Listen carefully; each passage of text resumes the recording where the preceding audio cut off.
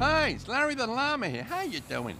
My friend Carol the cow got very upset the other day. She heard her sister Charlotte had been to a food bank and was too ashamed to tell her about it. You can understand Charlotte's reluctance. Nobody likes to think of themselves as poor, in need of a handout.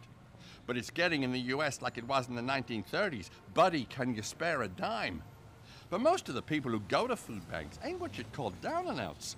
They're ordinary folk, often working, but who live on the edge of poverty and just get tipped over by a bout of bad flu or a sick child or a car accident.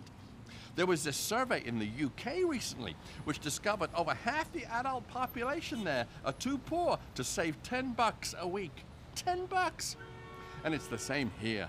Nearly 50 million Americans used food banks last year. Over 500,000 of those households had a family member serving in the military.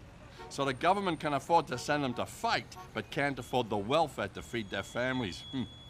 Nobody wants charity to put a meal on the table. They just want to be paid a decent living wage and a social security system that helps out the unemployed. And where do these food banks come from, huh?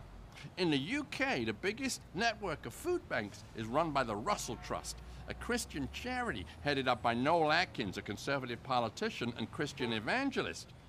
The CEO of Capital Area Food Bank in Washington, which feeds the poor in D.C., is Nancy Roman, a former vice president of the Council on Foreign Relations. Also on its board is John Himes, a big deal in the defense industry, and Peter Ackerman, founding investor of Fresh Direct, the largest online grocer in the country. Coincidence? Don't you believe it? The rich and powerful keep the likes of Carol the cow's sister Charlotte poor and ashamed, rather than pay their taxes and provide a welfare system that sets a basic standard of living for every citizen.